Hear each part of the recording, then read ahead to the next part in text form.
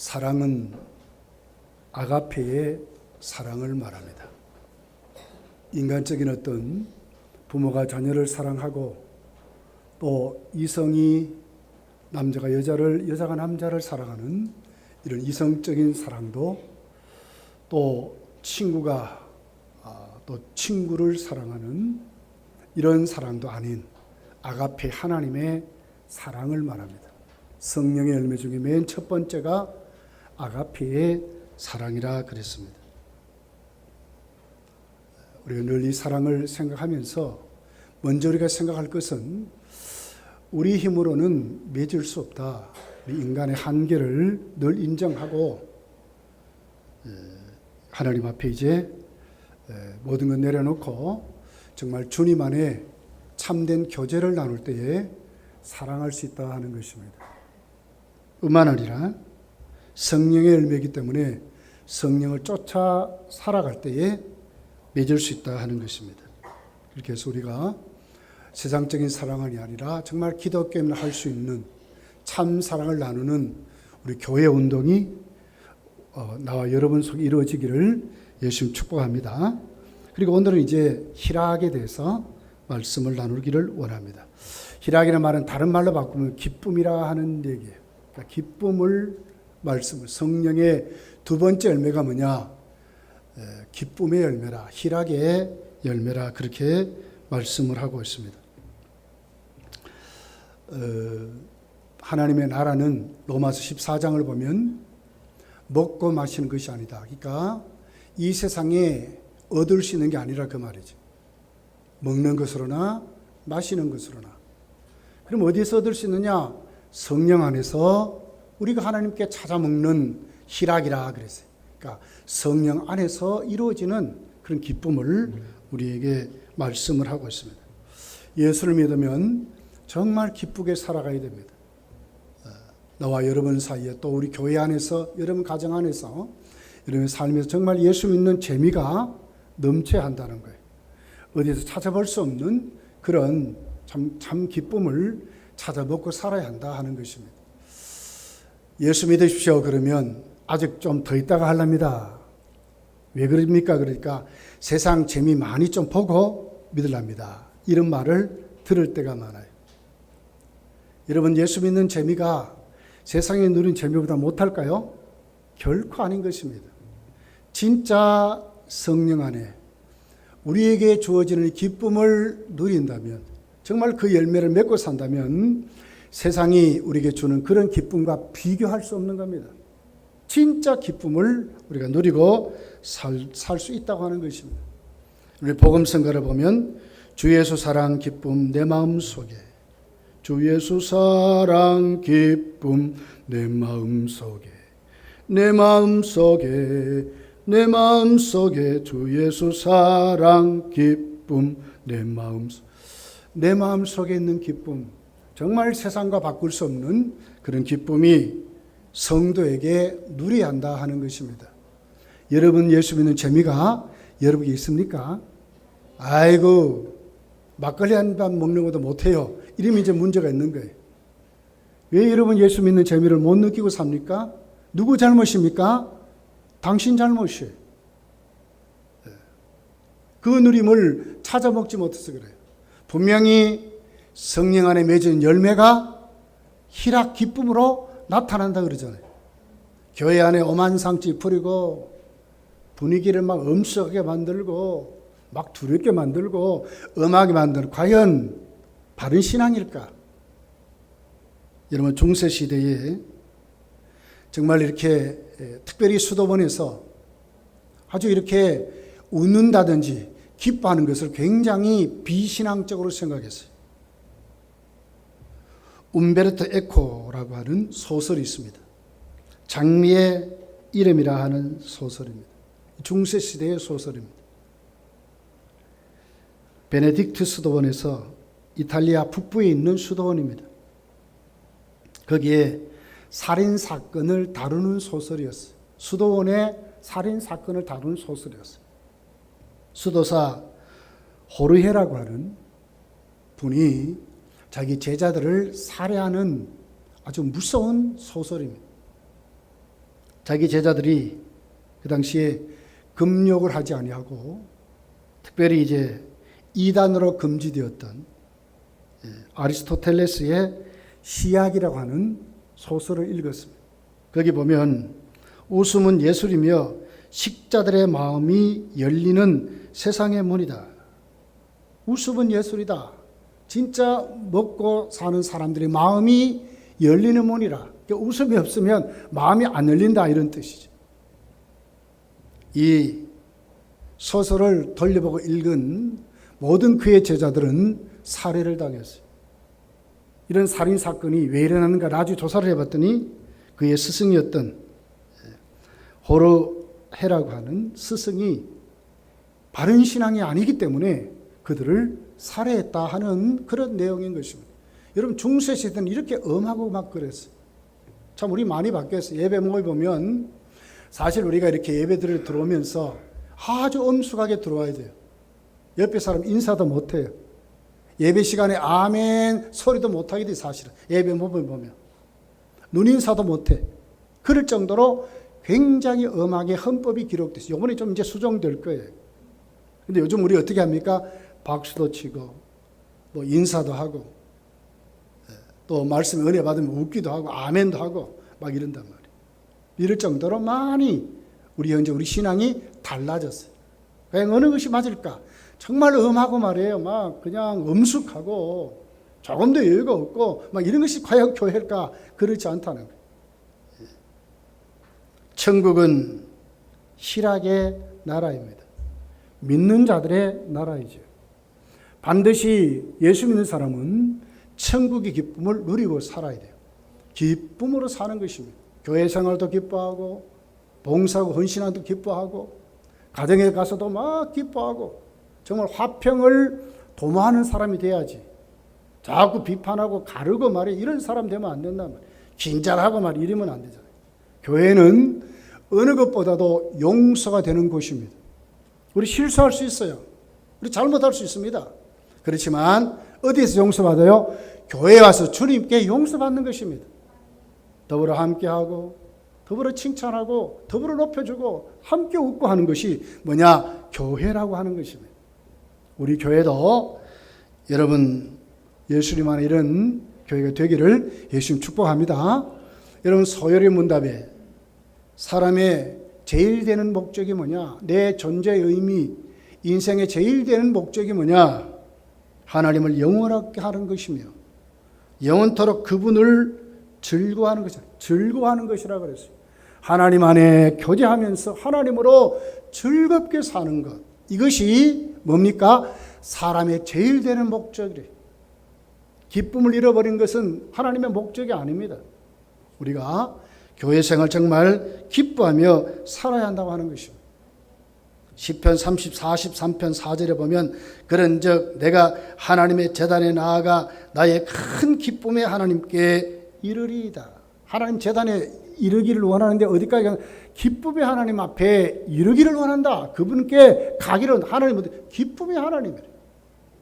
우리가 하나님 만나면 이런 사람들 자꾸 변화되어 가야 한다는 것입니다. 예레미야서 29장 11절에 보면 하나님이 이제 이스라엘 백성들을 멸망시킨다 그러잖아요. 그 고통을 안고 민족의 그 아픔을 알고 예레미야가 뭐라고 합니까? 여호와의 말씀이니라 너희를 향한 나의 생각은 징계가 아니요 평안이요 재앙이 아니라 너희에게 미래와 희망을 주는 것이라. 예레미야 29장 11절의 말씀이라. 하나님 무서운 재앙이 아니라 위로와 평강을 주시는 것이 하나님의 뜻이라고 그랬어요. 망하게 되는 그들을 향해서 예레미야는 그렇게 말씀을 하고 있는 거예요.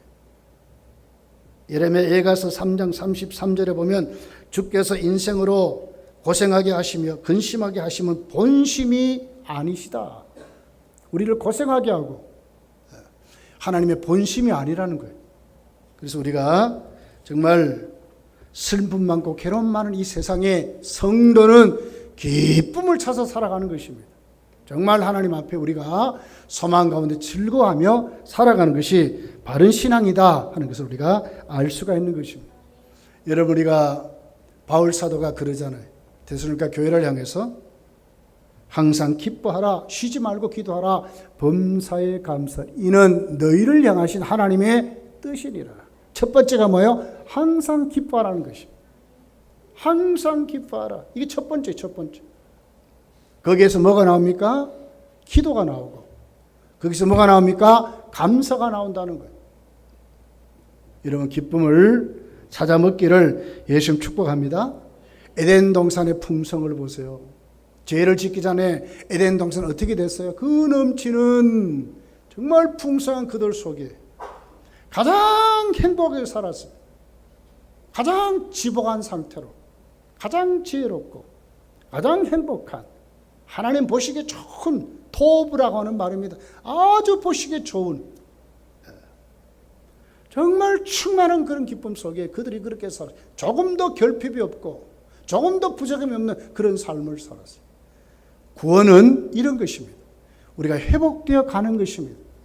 우리의 부족을 채우고 우리의 어려움들을 해결받고 그 안에서 기뻐하며 사는 것이 바른 신앙인 것을 우리에게 말씀을 하고 있습니다.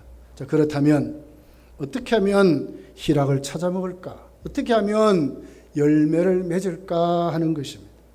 첫째는 반드시 주님과의 교제가, 사랑도 주님과의 교제 속에 맺어진다면 기쁨도 주님과의 교제 속에 맺어지는 것입니다.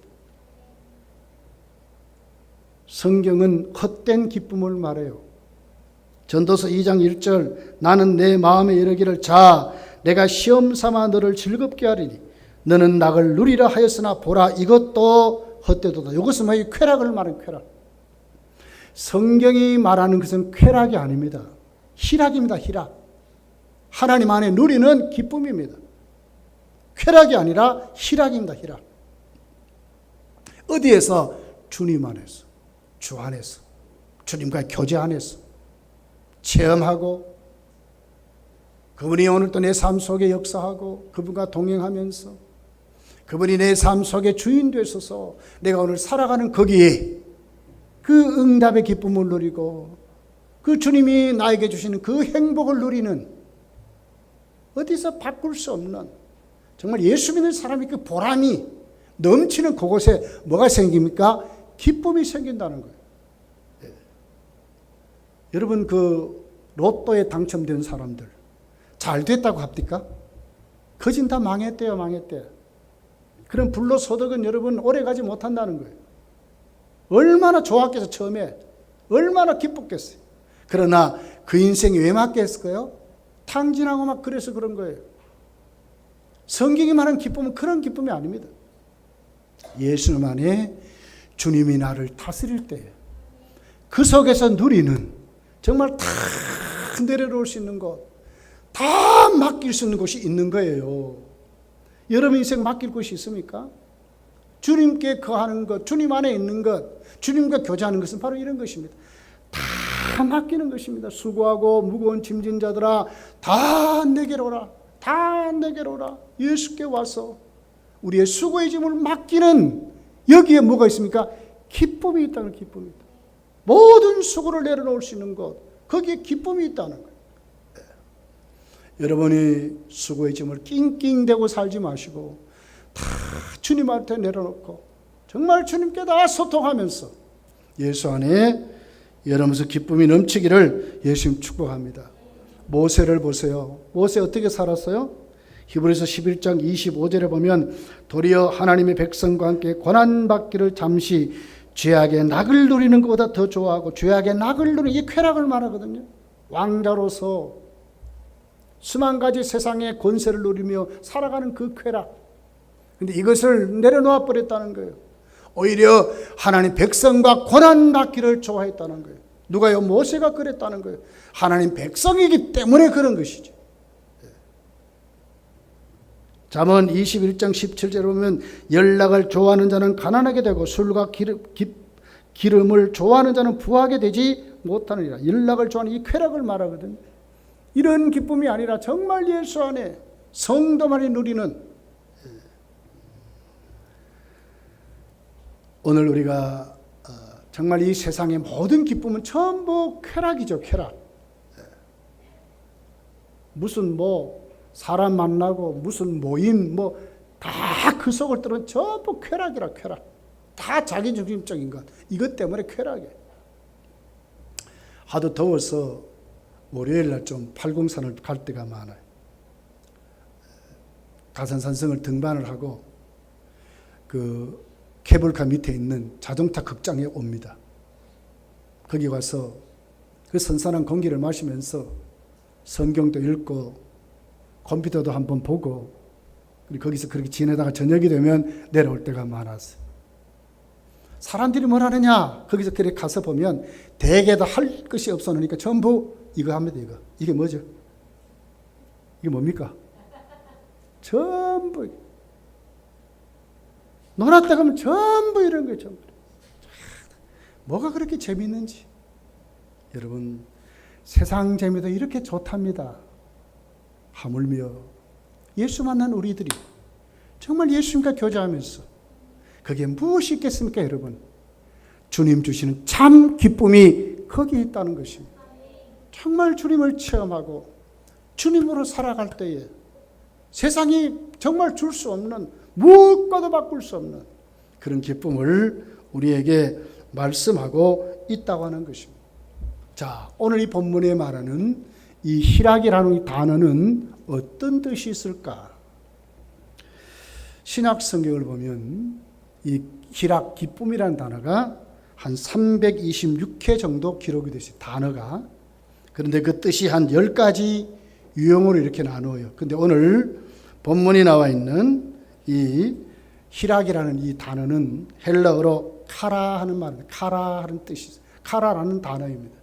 이 뜻은 내적인 기쁨 이 말이에요. 외부에서 오는 기쁨이 아니라 내 속에서 우러나는 기쁨, 이것을 말합니다. 어떤 감각적인 기쁨이 아니에요. 쾌락적인 기쁨이 아니라 내 속에서 체험된 기쁨을 말하는 거예요. 근원적인 기쁨을 말하는 거예요. 누구와도 바꿀 수 없는 죄사함의 은총을 누려본 사람들, 어디에도 살 수 없는 하나님의 자녀라고 하는 신분으로 바르게 확 세워진 그 사람들, 정말 주님과 오늘도 교통하고 내일도 교통하고 그 주님이 내 인생을 책임진다고 하는 것을 믿는 그 사람들, 거기에 뭐가 생기겠어요? 우리의 내적인, 우리 속에서 정말 기쁨이 충만해진다는 거예요. 이 기쁨을 지금 이 단어가 카라라고 하는 단어로 그렇게 설명을 하고 있습니다. 바울 사도를 보세요. 환경 때문에 그는 울고 슬퍼하고 괴로워하지 않았어요. 오히려 바울 사도는 그 어려움 속에서도 정말 기쁘게 기도하고 기쁘게 찬양하는 것을 봐요. 여러분, 빌립보서 여러분을 읽어보세요. 바울의 그 빌립보서는 무엇이죠? 옥중서신입니다. 감옥에서 쓴 기록이죠. 그러면서도 빌립보 교회를 세울 때에 그 바울의 모습을 보세요. 어디 갑니까? 귀신 든 자 내쫓아주고 오히려 붙들려가지고 시끈 뜯어들어 맞잖아요. 그리고는 깊은 감옥 속에 갇혔어요. 손과 발에 착고가 딱 채워졌어요. 그런 환경 때문에 바울이 거기에서 여러분 절망합니까? 하나님을 한탄하고 원망합니까? 하나님 살아계십니까? 이렇게 절규했습니까? 아니요. 오히려 찬송하고 기도했다고 말씀해요. 여러분, 빌립보서를 읽어보세요. 전부 주제가 기쁨이라. 기쁨. 기뻐하라. 다시 말하노니 기뻐하라. 그런데 거기 키가 하나 있어요. 주 안에서, 이렇게 말해요. 주 안에서 기뻐할 수 있습니다. 주님 안에 있으면 기뻐할 수 있다 이 말입니다. 환경도 이길 수 있고 내 심리도 이길 수가 있고 내게 주어지는 모든 여건도 이길 수 있다는 거예요. 카라라고 이 단어는 어떤 외적인 조건에 의해서 이루어진 것이 아니라 여러분 성공하면 어느 정도 기뻐할 수 있겠습니까? 무엇을 얼마나 줘야 여러분 일생 동안 기뻐하며 살 수 있겠습니까? 너무 많아도요 방종해요 사람이요. 너무 많아도요 게을러져요. 너무 많아도요 나태해져 버려요. 너무 많아도요 많은 사람들이 시기를 받아요. 이런 기쁨을 말하는 게 아니에요. 인간의 어떤 성공 때문에 얻어지는 기쁨이 아니라 내적인 기쁨이라니까요.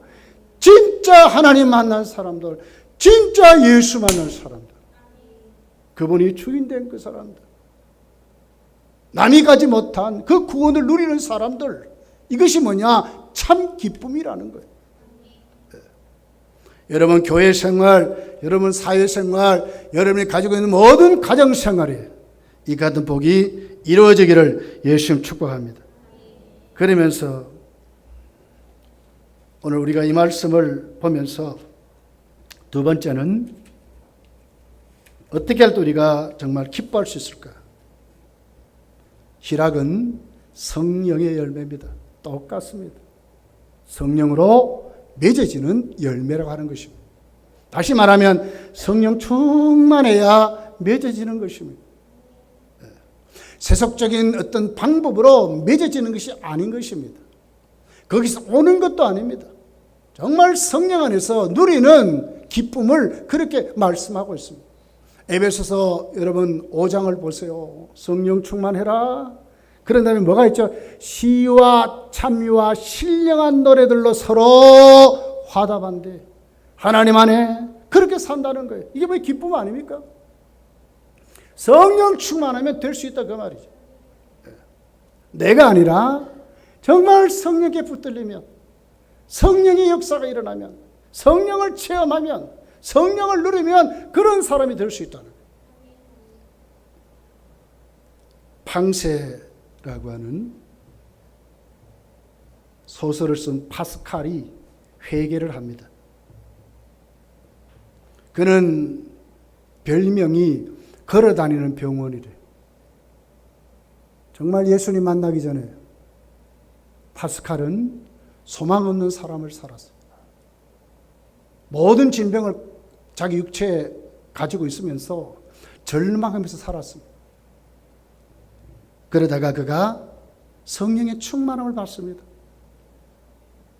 팡세의 한 구절을 보면 그는 이렇게 그때의 자기 자신의 변화를 이렇게 기록합니다. 1654년 31살 11월 23일 밤 10시 반부터 12시 반까지, 그러니까 뭡니까? 한 2시간 정도죠. 불이 나에게 임했다. 철학자와 식자의 하나님이 아닌 아브라함의 하나님, 이삭의 하나님, 야곱의 하나님, 그 하나님 나에게 확신, 느낌, 기쁨, 평화, 예수 그리스도의 하나님, 기쁨의 눈물, 그 한 구절에 그렇게 성령의 불이 임했다는 거예요. 철학자의 하나님인 줄 알았더니 아브라함의 하나님, 이삭의 하나님, 야곱의 하나님이 나에게 임했다는 거예요. 불로 임했다는 거예요. 거기에 기쁨. 펄펄 뛰면서 2시간을 하나님께 기도하면서 파스칼이 변화되는 그 과정을 그렇게 설명을 한 거예요. 여러분, 성령 충만하면 우리 속에 있는 우울이라든지 우리 속에 있는 인간적인 족결이라든지 우리 속에 있는 어떤 태도에 있는 게 아니에요. 성령께 있는 것입니다. 우주를 만드신 그 하나님이 오늘 우리를 진짜 돕고 진짜 우리에게 가르쳐 주시고 정말 예수의 사람으로 우리에게 변호자가 되셔서 우리를 상담하시는 그 성령 충만을 입으면 그 속에서 무엇이 나옵니까? 기쁨이 나온다는 거예요. 기쁨이 나온다는 거예요. 넘치도록 기쁨이, 이거 근원적인 기쁨을 말씀하는 거예요. 여러분도 그런 기쁨을 회복하시기를 예수님 축복합니다. 웃음의 아버지라고 하는 로만 카슨스 황수관 박사가 날마다 간증한 사람이에요. 이 사람이 희귀병인 강직성 척수염을 가지고 있었답니다. 몸이 자꾸 말라갑니다. 그리고 오그라듭니다. 피지지 않습니다. 그러다가 죽는 불치병이었습니다. 자기 인생을 보니까 너무너무 억울한 거예요. 내가 과연 이렇게 죽을 수 있을까? 너무너무 안타까운 거예요. 그러고부터 그는 성경을 읽기를 시작합니다. 그러다가 잠언서의 구절을 눈에 뚫어지게 꽂혀버렸습니다. 마음의 즐거움은 양약이다 하는 말씀이었습니다. 전에는 그냥 막 넘어갔어요. 그런데 그 한 구절이 자기에게 탁 뽑혀진 거예요. 아, 마음의 즐거움은 양약이구나 하는 것이 자기 영혼이에요.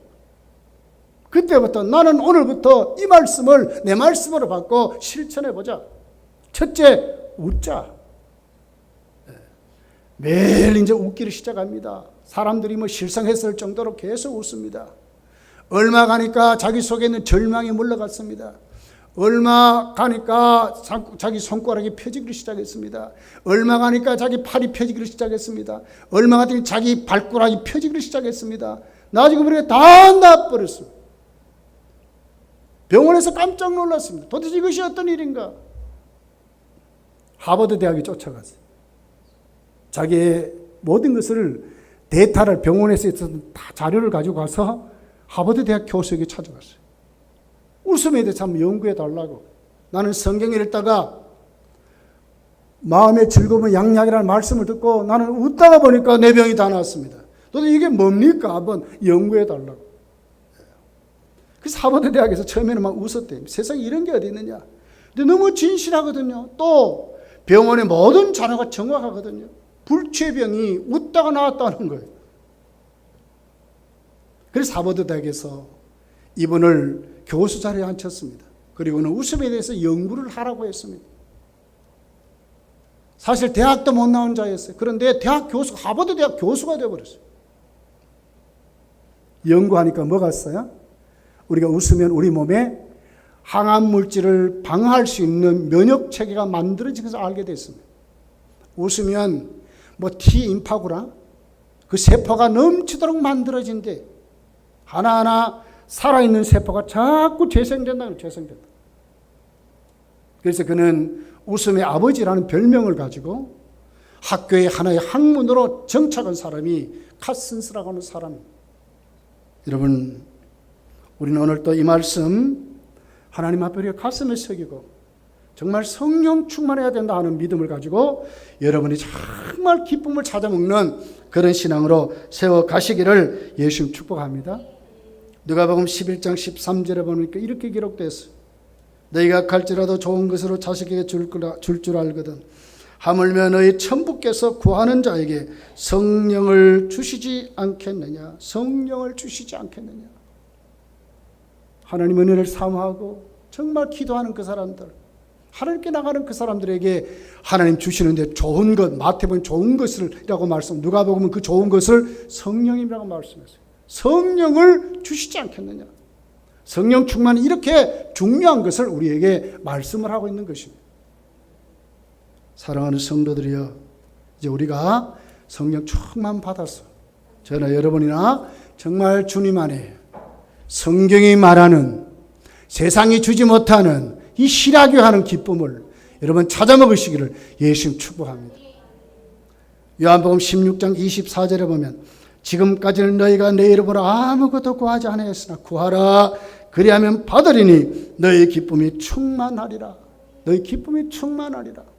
더 사모하고 더 은혜를 갈망하고 성령 충만을 구해서 저와 여러분 속에 정말 하나님의 기쁨이 충만하는 그런 삶이 여러분에게 이루어지기를 예수님 축복합니다. 세 번째는 하나님과 하나님의 일에 관심과 참여하는 자가 되어야 된다는 거예요.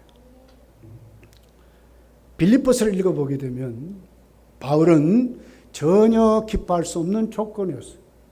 특별히 바울을 시기하는 사람이 너무너무나 많았어요. 그럼에도 불구하고 바울은 이렇게 기록을 하고 있어요. 빌립보서 1장 18절입니다. 그러면 무엇이냐? 거칠으나 참으로 하나 무슨 방도를 하든지 전파되는 것은 그리스도니 이로써 나는 기뻐하고 또한 기뻐하리라. 기뻐하고 또한 기뻐하리라. 무엇 때문에 기뻐합니까? 그리스도가 전파된다면. 뭐를 얘기하지? 하나님의 일을 말하거든요. 하나님의 일에 눈을 뜨면 기쁨을 찾아먹고 살아갈 수 있습니다. 자기를 비방하고 자기를 시기하고 자기에게 못되게 하는 사람 넘쳤던 그 빌립보 교회, 바울은 괜찮다. 잘하나 오르나 괜찮다. 예수님만 전해진다면 나는 기뻐하고 기뻐한다. 하나님의 일에 대해서 눈을 뜨니까 기뻐할 수 있었다는 거예요. 하박국서를 읽어보세요. 바벨론의 하나님이 무섭게 이스라엘을 심판하시려고 남쪽 유다를 심판하는데 준비한 나라가 바벨론이라는 나라입니다. 엄청난 위협과 큰 소문이 넘칩니다. 언제 쳐들어올지 막 심장이 떨었다, 이빨이 막 어르르 할 정도로 하박국은 떨었다고 그랬어요. 그럼에도 불구하고 하박국은 고백을 하지. 소출도 없고 무화과나무가 무성치도 못하고 포도나무가 열매가 없고 밭에 식물이 없고 외양간에 소가 없고 다 그렇지만 나는 기뻐한다. 왜? 하박국서 3장 18절에 있는 말씀, 나는 여호와로 인하여 즐거워하며 나의 구원의 하나님 인하여 기뻐하리다. 무엇 때문에요? 하나님 때문에. 그 말이죠. 하나님의 구원을 바라보고 하나님의 일을 바라보니까 우리를 망하게 하려고 하는 것이 아니라 하나님 우리를 연단시켜서 다시 우리를 회복시키면서 바라보니까 기뻐할 수 있다는 거예요. 거기 고생이 없습니까? 고생 정도가 아니죠. 나라가 망하는데. 그럼에도 불구하고 하박국은 기뻐한대요.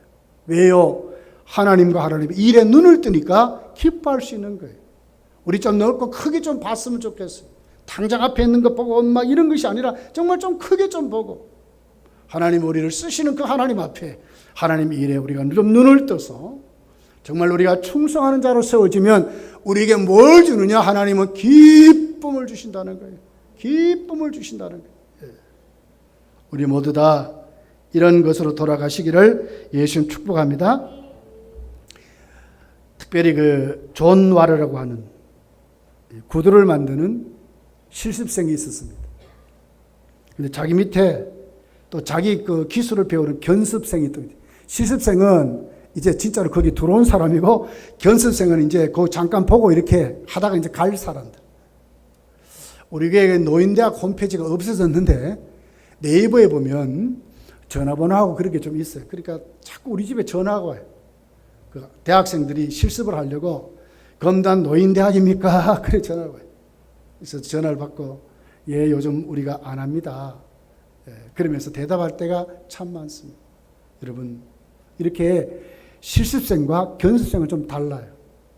그래서 존 와르라고 하는 이분이 자기 밑에 이제 견습생들에게 그 기술을 가르치면서 복음을 전하게 됩니다.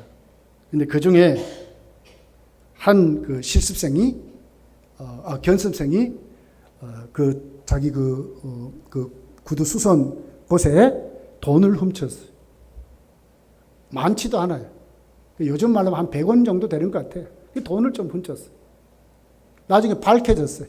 그랬더니 난리가 났어요. 동료들이 난리. 그런데 존 와르가 가서 그를 가까이 안고 기도해 주는 것입니다. 눈물로 정말 하나님께 기도해 줬어요. 그랬더니 이 사람이 진짜 그 존 와르의 그 기도 소리를 듣고 사람이 변하기를 시작했어요. 그때부터 진짜 예수를 믿기 시작했어요. 그리고는 참 다른 사람은 나를 정죄하고 비판하지만 기도하지 그 참 사랑을 느끼고 진짜 하나님 앞에 똑바르게 믿음이 성장하는 사람 됐어요. 이 사람이 바로 인도 선교사 윌리엄 캐리라고 하는 사람입니다. 유명한 선교사입니다. 인도 선교의 허드슨 테일러와 인도 선교의 아버지라고 하는 사람이에요. 어떻게 됐어요? 그 자기 밑에 있는 그 견습공을 남은 다 책망하고 남은 다 나쁜 놈이라 하는데 복음을 전했기 때문에 어떻게 하든 그를 회복시켜 보려고 안고 눈물로 기도해 줬던 이 기도가 이 사람을 인도 선교사로 만들었다는 거예요. 여러분 이것이 바로 교회인 것입니다. 우리가 더 기도해 주고 더 하나님께 감사하고 어떻게 하나님이 이 사람을 쓰실까? 어떻게 하면 이 사람이 하나님 앞에 아름답게 성장할까? 눈을 뜨고 하나님과 하나님 일에 우리가 충성하면 우리에게 하나님은 기쁨을 주신다는 겁니다. 이 같은 믿음으로 우리가 정말 세워졌으면 좋겠습니다. 이사야 61장 10절에 있는 말씀이라요. 이사야가 타락한 앞으로 망할 자기 나라 유대 남쪽 유대 나라를 봅니다. 근데 그 나라를 보면서 이사야는 망해가는 나라만 본 것이 아니라 앞으로 그들을 회복시키시는 하나님의 은혜를 그가 보고 이렇게 기록을 합니다. 이사야 61장 10절에 있는 말씀입니다. 내가 여호와를 인하여 크게 기뻐하며 내 영혼을 인하여 하나님으로 인하여 즐거워하리니 이는 그가 우리를 옷으로 내게 입히시며 의의 겉옷으로 내게 더하심이 신랑이 사물을 쓰며 신부가 자기 보물로 단장함 같이 하셨음이니라. 망해가는 이스라엘 유대만이 아니라 앞으로 회복시키실 하나님이 인해서 회복시킬 그날을 바라보면서 기뻐하고 기뻐한다고 하는 그런 말씀을 하고 있는 것입니다. 어디에서 기쁨이 온다고요? 우리가 정말 주의 일에 내가 눈을 뜨고 하나님과 그 일에 오늘 또 하나님 앞에 관심을 두고 참여하고 또 그 일에 내가 헌신될 때에 무엇이 온다고요? 우리에게 기쁨이 온다는 거예요. 기쁨이. 여기 여러분 다 눈을 뜨는 믿음이 생기기를 예수님 축복합니다. 모세를 보세요.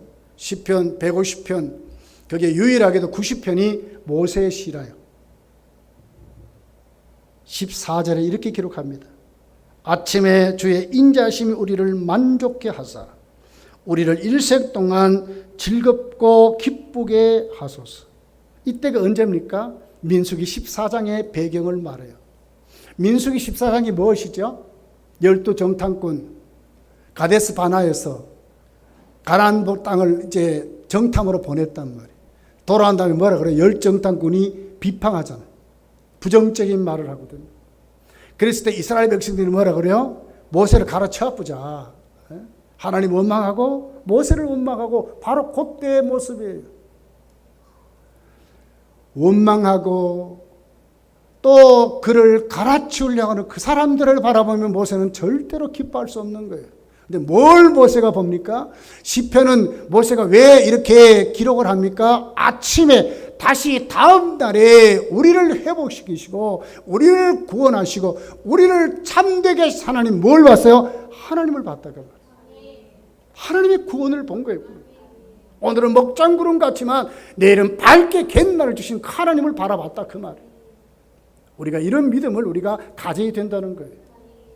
오늘 우리의 삶이 좀 힘들고 어렵다고 좌절과 절망한 사람이 아니라 내일을 쓰시는 그 하나님, 나를 변화시켜서 나를 사용하시는 그 하나님, 오늘 주에 우리가 눈을 뜨고 하나님의 사역에 눈을 뜨면 우리 모두가 기뻐할 수 있는 정말 구원의 감격을 누리는 그런 믿음으로 우리가 세워진다는 것을 우리에게 가르쳐주는 말씀입니다. 복음성가 있잖아요. 사람을 보며 세상을 볼 때 만족함이 없었네. 나의 하나님 그분을 볼 때 나는 만족하였네. 누구를 보니까요? 하나님을 보니까 나는 만족했다고 말씀을 하는 거예요. 여러분 무엇을 보고 어디에 여러분의 삶에 비중을 두고 삽니까? 하나님께 또 하나님의 사역에 여러분의 모든 모습들을 거기에 내려놓아야 하는 것입니다. 그럴 때에 세상이 갖지 못하는 참 기쁨을 누린다는 것을 우리에게 말씀하는 것입니다. 말씀을 맺습니다. 희락은 성령의 열매입니다. 세상에서 절대로 주지 못한 열매입니다. 이 열매가 어디서부터 있다고요? 우리 내적으로 정말 체험된 믿음을 말하는 거예요. 정말 주님 안에 참 교제를 누리는 그 사람들, 성령 충만함으로 성령이 주시는 그 기쁨을 누리는 그 사람들, 성공에서 오는 게 아니라니까요. 어떤 쾌락적인 기쁨이 아니라니까요. 어떤 환경에서 만들어지는 것이 아니라니까요. 내 속에서 구원받은 그 사람들이 하나님의 자녀로서 하나님과 교제하면서 주님과 교제하면서 하나님의 일에 눈을 뜨고 하나님으로 기뻐할 수 있는 사람들로 일어나게 된다는 거예요. 한 주간 그냥 살지 마시고 참 기쁨을 누리며 살아가시기를, 참 희락을 누리며 살아가시기를. 바울 사도가 감옥에서도 찬성하고 기도할 수 있었다면, 예수님 십자가 지실 때 울며 막 억지로 막 갔습니까? 아니요. 예수님 어떻게 갔어요? 자기 백성의 죄를 사해 주시기 위해서. 예수님은 하나님께 기도하면서 일어나 가자 하고 제자들 깨우면서 예수님이 가셨어요. 이것이 주의 일인 것입니다. 여러분들 자신 있게 담대하게 일어나서 마음껏 한 주간도 하나님께 쓰임 받기를 예수 축복합니다. 기도하겠습니다.